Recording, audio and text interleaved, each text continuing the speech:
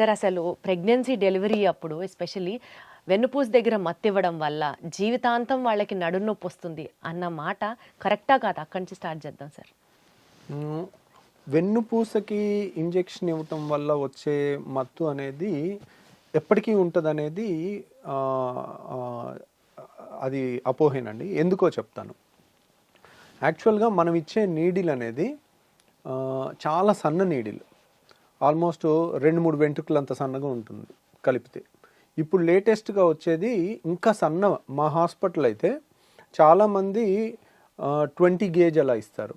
మేము 26 అంటే సన్నటి నీడిలు, సన్నగా వెంట్రుక అంత సన్నగా ఉండే నీడిల్తో ఇస్తాం. కాబట్టి అంత సన్న నీడిలు ఇప్పుడు మామూలు సెలైన్ పెడతాం మేము, అదే 18 ఫ్రెంచ్ స్కేల్ అంటే చాలా లావు అనమాట. 18-20 ఫ్రెంచ్. నేను చెప్తుంది నడుముకి ఇచ్చేది మన హాస్పిటల్లో 26 ఇస్తాం. చాలామంది 24-22 కూడా ఇస్తారు. సో 24-22 ఈజీ ఇవ్వటం, 26 సన్న నీడిల్ కదా, కొంచెం డిఫికల్ట్, కరెక్ట్ ప్లేస్లో వెళ్ళటం కొంచెం కష్టం అవుతుంది. అంత సన్న నీడిల్స్తో ఇచ్చినా, ఈవెన్ 22-24తో ఇచ్చినా ఏమవుదు. ఒక ప్రిక్ ఇస్తాము, ఒక సూత్తో ఒకసారి గుచ్చి తీసేసినందువల్ల ఏం అయిపోదు. కాబట్టి అది అపోహేనండి. దానివల్ల పర్మనెంట్ నడునొప్పి రావటం అనేది అసలు అది ఫ్యాక్ట్ కాదు. బట్ ఈ అనస్థీషియా చుట్టూరా చాలా భయాలు ఉన్నాయి కదండి. ఒకవేళ ఎక్కువ ఇచ్చిన ప్రమాదమే, తక్కువ ఇచ్చిన పేషెంట్కి డిస్కంఫర్ట్ ఉంటుంది. How do we have to see this అండి? How important is the role of anaesthesia during a surgery? So anaesthesia అనేది చాలా ఇంపార్టెంట్ అండి. ఒక సర్జన్ కింద నేను ఎప్పుడు సర్జరీ గురించి నేను భయపడను. ఎందుకంటే ఐఎమ్ ఏ సర్జన్. ఒకవేళ సడన్గా బ్లీడ్ అయినా నేను కంట్రోల్ చేయగలుగుతాను అన్న కాన్ఫిడెన్స్ నాకు ఉంటుంది. సో నేను ఎప్పుడు భయపడేది అనస్థీషియా గురించి. అనస్థీషియా గురించి ఎంత డెప్త్లో చదివానంటే నేను, ఎందుకంటే ఒక ప్రైవేట్ హాస్పిటల్లో నేను ప్రాక్టీస్ స్టార్ట్ చేసినప్పుడు 250 kg పేషెంట్కి నేను ఆపరేషన్ చేస్తున్నాను. అది పేపర్లో వచ్చింది. ఒక సీనియర్ ఎనస్థెటిస్ట్ ఫోన్ చేశారు. ఆయన పేరు గోపీచంద్ గారు. సో ఆయన ఫోన్ చేసి, ఆంధ్ర హాస్పిటల్లో ఉండేవాళ్ళు ఆయన చెప్పారు, ఏంటి రవి, ఇంత హై రిస్క్ కేసు చేస్తే ఏదన్నా అయితే అనవసరమైన బ్యాడ్ నేమ్ వస్తుంది కదా, ఎందుకు అట్లాంటివన్నీ చేస్తున్నావు, రిస్కీ థింగ్స్. సో ఇది సర్జరీ నువ్వు బాగా చేసినప్పటికీ కూడా అన్నీ బాగుండాలి కదా, ప్లస్ అంత పెద్ద 250 kg పేషెంట్కి మత్తిచ్చి ఆపరేషన్ చేసి మళ్ళీ వెనక్కి తీసుకురావటం అనేది it's not a joke. So you are going beyond certain things, జాగ్రత్తగా ఉండు అని చెప్పారు. ఫోన్ చేసి చెప్పారు. అంటే ఆయన ఫోన్ చేసినప్పుడు నాకు చాలా మంచి అనిపించింది. ఎందుకంటే వీడు బాగుండాలి, వీడు యంగ్స్టరు, ఉడుకు రక్తం, మేమన్నీ 60-70 ఏళ్ళు దాటి అన్నీ చూస్తున్నాము, ఒడిదుడుకులు. ఒక రిస్కీ కేసు చేయకపోయినా పర్లేదు, లాంగ్ రన్లో నీకు గనుక అదే రోజు ఆ పేషెంట్కి ఏదైనా అయిందనుకోండి, నేను అన్ని మీడియా ఛానల్లో వస్తాను. ఇప్పుడు గుడ్ రాదు కానీ బ్యాడ్ వస్తుంది. బేరియాట్రిక్ సర్జరీలో కొత్తగా వచ్చిన సర్జరీలో ఏదైనా కానీ హైలైట్ అవుతుంది. ఇప్పుడు ఎవరన్నా అపెండిక్స్ బాగా వచ్చి పగిలిపోయి చీంబట్టి చావుబతుకులు వచ్చినప్పుడు ఆపరేషన్ చేసినప్పుడు పేషెంట్ చనిపోయినా అది న్యూస్ అవ్వదు. నడుచుకుంటూ వచ్చాడు, లావు, అది పెద్ద జబ్బే కాదు, అలా వదిలేసినా అయిపోతుంది. అలాంటి వాళ్ళకి ఆపరేషన్ అప్పుడు ఏదన్నా అయిందనుకోండి, ఎక్కువ ఆపరేషన్ కన్నా కూడా మత్తులోనే రిస్క్ ఎక్కువ ఉంటుంది. సో ఇంకా చెప్పాను నేను యాక్చువల్గా స్టార్టింగ్ సర్జరీస్లో అన్నిట్లో కూడా మత్తిచ్చే ప్రోటోకాల్ కాడ నుంచి అన్నీ డీటెయిల్డ్గా చదువుకుని, నేను ఎనస్థెటిస్ట్, వాళ్ళు కూడా ఫస్ట్ టైం ఇస్తా ఉన్నారు, అన్ని డీటెయిల్గా నేను బెల్జియంలో ట్రైన్ అయిన దగ్గర ఎనస్థెటిస్ట్తో మాట్లాడించి ఏ ప్రోటోకాల్ ఇవ్వాలి, ఏ మందు ఇవ్వాలి, ఎంత డోసెస్ ఇవ్వాలి, ఎలా చూసుకోవాలి అని సర్జరీ తర్వాత కూడా నేను అక్కడే పడుకుని ఉండేవాడిని. ఎందుకంటే ఆ రిస్కీ పేషెంట్స్కి ఆ ఒక్కరోజు మనం దగ్గర ఉంటే మన టైంకి ఏదైనా చేయాల్సినవి చేస్తే ఇంకా ఆ తర్వాత, ఇప్పుడు అలా వేల సర్జరీలు చేసేసరికి ప్రోటోకాల్ స్ట్రీమ్లైన్ అయిపోయింది. ఇలా వస్తే ఇలాగే చేయాలి. ఈ ప్రోటోకాల్ ఎప్పుడైతే స్టాండర్డైజ్ ఆఫ్ ప్రోటోకాల్ అయిందో, 1000 సర్జరీలు అయిన తర్వాత ప్రోటోకాల్ స్ట్రీమ్లైన్. ఇప్పుడు మా డ్యూటీ డాక్టర్ ఉన్నా ఆ ప్రోటోకాలే ఫాలో అవుతారు, నర్స్ ఉన్నా అదే ప్రోటోకాల్ ఫాలో అవుతారు, అది స్టాండర్డైజ్ అయిపోయింది. రీసెంట్గా మా ఫ్రెండ్కి జరిగిన ఒక ఇన్సిడెంట్ నేను చెప్తాను. మా friend he's a surgeon. So తనకి హెర్నియా సర్జరీ చేయాలి. సో హెర్నియా సర్జరీకి సరే ఇంత దూరం ఏమొస్తామని నా దగ్గరికి రాలేదు. తనకి దగ్గరలో ఉన్న హాస్పిటల్కి వెళ్ళి చేయించుకుందామని, ఈజ్ ఏ సర్జన్, సరే ఇంకో సర్జన్ దగ్గరికి వెళ్ళారు. సో పర్వాలేదు. వెళ్ళిన తర్వాత మత్తు ఇచ్చినప్పుడు ఏమైందంటే మత్తు ఇచ్చారు. మత్తు అంటే ఏంటి? నిద్ర రావటం. ఇప్పుడు సపోజ్ మనం గిచ్చామనుకోండి, సోయిలో ఉన్న మనిషికి గిచ్చితే తెలుస్తుంది. అదే డీప్ స్లీప్లో ఉన్న వాళ్ళని గిచ్చినా తెలియదు వాళ్ళకి గిచ్చినట్టు కూడా గుర్తుండదు. ఇంకా గట్టి గిచ్చితే ఏమవుతుంది? వాళ్ళు కొంచెం ఇటు తిరిగి పడుకున్న వాళ్ళు అటు తిరిగి పడుకుంటారు, అయినా కానీ సోయిలోకి రారు కొంతమంది. ఇంకా గట్టి గెలిస్తే ఒకసారి లేచి కూర్చుని మళ్ళీ పడుకుంటారు. సో ఇది మత్తు. కానీ ఇది ఒక్కటే కాదు. ఇప్పుడు ఒక గిచ్చితేనే ఇంత నొప్పి వస్తుంది. ఇక్కడ కట్ చేసి లోపల మనం కత్తులతో కట్ చేయటం కానీ సిజర్స్ అన్నీ వాడుతుంటే ఎంత నొప్పి ఉండాలి? ఆ నొప్పికి ఎంత డీప్ మత్తు ఇచ్చినా కానీ మనిషి కదులుతాడు. మనిషి కదిలితే ఆపరేషన్ చేయలేము. ఓకే. సో మనిషి అస్సలు కదలకూడదు. మత్తు అంటే నిద్ర ఒక్కటే కాదండి, 3 కాంపోనెంట్స్ ఉంటాయి. ఒకటి మత్తు ఇవ్వటం అంటే నిద్రపుచ్చటం, రెండోది పెయిన్ తెలియకుండా పెయిన్ కిల్లర్స్ ఇవ్వటం, మూడోది మజిల్ రిలాక్సేషన్. అంటే ఒక ఇంజెక్షన్ ఇస్తాం, దాన్ని మజిల్ రిలాక్సెంట్స్ అని కొన్ని ఇంజెక్షన్స్ ఉన్నాయి. అన్ని బాడీలో ఏది కదలదు అనమాట. అదే ఇప్పుడు మీరు సోయిలో ఉన్నారు, మీకు కనుక ఆ ఇంజెక్షన్ ఇక్కడ పెట్టి ఇచ్చాను అనుకోండి, మీ బ్రీతింగ్ ఆగిపోతుంది. బ్రీతింగ్ ఆగిపోతే 5 నిమిషాల్లో ప్రాణం పోద్ది. ఓకే.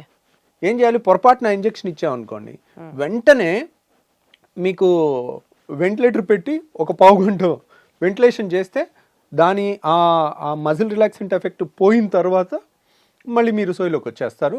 మీ మజిల్స్ మీ కంట్రోల్లోకి వస్తాయి. అలా మత్తు ఇచ్చే క్రమంలో ఉన్న మజిల్ రిలాక్సెంట్ బాగా ఇచ్చి మత్తు మందు తక్కువ ఇచ్చారు. సో పేషెంట్కి ఏమైంది? పేషెంట్ నిద్ర రాలేదు, కానీ బాడీలో కండరాలన్నీ ప్యారలైజ్ అయిపోయినాయి. అంటే తను కళ్ళు ముయ్యాలనుకున్నా ముయ్యట్లేదు, బ్రీత్ తీసుకోవాలన్నా బ్రీత్ ఆడట్లా, ఉక్కిరిబిక్కిరి అయిపోతున్నాడు. వెంటిలేటర్ పెట్టడానికి కొంచెం టైం పట్టింది. అసలు మత్తుకి ఊపిరాడడానికి సంబంధం ఏంటి సార్? ఊపిరి ఎందుకు ఆపాలి మత్తుకి? బాడీలో కండరాలన్నీ ఒకటేనండి. మీరు కన్ను బ్లింక్ చేయాలన్నా కండరం కదలాలి, చెయ్యి కదలాలన్నా కదలాలి, కాలు కదలాలన్నా కానీ, బ్రీతింగ్ తీసుకోవాలన్నా కదలాలి. ఓకే. మనిషి అస్సలు కదలకూడదని మత్తిస్తే బ్రీతింగ్ కూడా ఆగిపోద్ది. ఆ ఊపిరి తీసుకునే కదలిక కూడా సర్జరీకి పనికిరాదు. అంటే అదొక్కటి ఇదొక్కటి ఆపి అది ఆపకుండా చేయలేము. కాబట్టి అన్ని కండరాలు ఆగిపోవాలి. ఆగిపోయినప్పుడు ఏంటి? బ్రీతింగ్ ఆగిపోతే ఏం చేయాలి? వెంటిలేటర్ పెట్టాలి. మనం ట్యూబ్ వేసి ఊపిరితిత్తులోకి డైరెక్ట్ ట్యూబ్ వేసి ఆక్సిజన్ అన్ని ఇస్తూ వెంటిలేటర్ మిషన్ మీద పెడతాం ఆపరేషన్ అయినంతసేపు.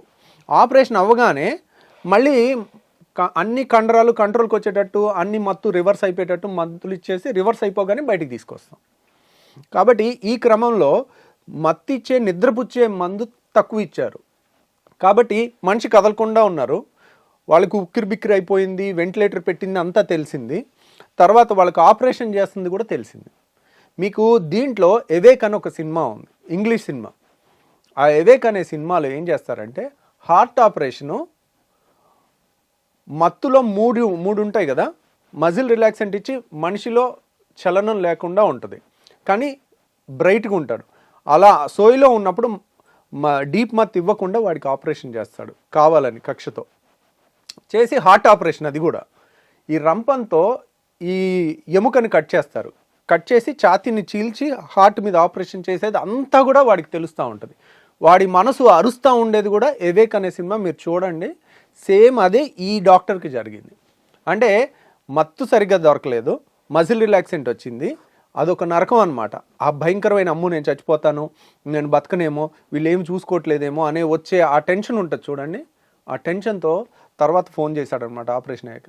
తను ఏమన్నాడంటే, నేను సర్జన్ని, ఏది ఆ పేషెంటే సర్జను, అయినా కానీ నా జన్మలో నేను ఎనస్థీషియా తీసుకోను, జనరల్ ఎనస్థీషియా తీసుకోవాల్సి వస్తే నేను చావునన్నా చేస్తాను కానీ ఎనస్థీషియా అయితే తీసుకోను అన్న నిర్ణయానికి వచ్చేసాడు. ఒకసారి అలా బ్యాడ్ ఎక్స్పీరియన్స్ వచ్చిన తర్వాత మళ్ళీ జన్మలో ఆ ధైర్యం చేయలేరు. సో నేను చెప్పదలుచుకుంది ఏంటంటే, సర్జరీ అనేది జీవితంలో ఒకేసారి జరుగుతుంది. సర్జరీలో ఒక 100-200 స్టెప్స్ పర్ఫెక్ట్ హార్మనీలో జరగాలి, పర్ఫెక్ట్ ప్రోటోకాల్లో జరగాలి. దాంట్లో చాలా ఎక్స్పీరియన్స్ ఉన్న వాళ్ళు కానీ, మంచి నాలెడ్జ్ ఉన్న, 100కు 100 మార్కులు వచ్చినా కూడా సరిపోదు. అంటే 100కు 99% అంటే సరిపోదు. ఇప్పుడు పాస్ పర్సెంటేజ్ 50, 51 మార్క్స్ వచ్చి పాస్ అయ్యి సర్జన్ అయిన వాళ్ళ చేతిలో మన చేతులు పెట్టలేము. ఎందుకంటే దీనికి 99 కావాలి. మన ఇంట్లో వాళ్ళకి సర్జరీ చేస్తున్నాం అంటే ఎలా ఉండాలి, అంత యాక్యురసీ ఉండాలి. అలాంటివి ఇది మన బాధ్యత.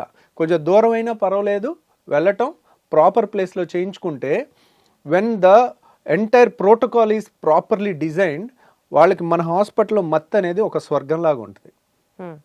అంటే గాల్లో తేలినట్టుంది అంటారు చూడండి, అట్లా ఉంటుంది. వాళ్ళకి మనం ఇవ్వగలిగింది సర్జికల్ పెయిన్ అనేది వన్ ఆఫ్ ద భయంకరమైన నొప్పి. ఒక మనిషిని చిన్న సూది గుచ్చుకుంటే విలవిల్లాడిపోతాం. అలాంటిది ఒక ఆపరేషన్ చేస్తున్నారు, కోస్తున్నారు అంటే వాళ్ళకి మనం పొట్టంతా కోసినా కానీ వాళ్ళకి అసలు ఎంత నొప్పి తెలియకుండా చేస్తాము. ఆపరేషన్ తర్వాత కూడా అంత నొప్పి తెలియకుండా చేయొచ్చు. సో మన హాస్పిటల్లో మత్తు అంత స్ట్రాంగ్గా ఉంటుంది. సో సరే ఇక అయిపోయింది, ఏదో అయిపోయింది. కాకపోతే ఇది చాలామందికి తెలియదు. ఇలా నేను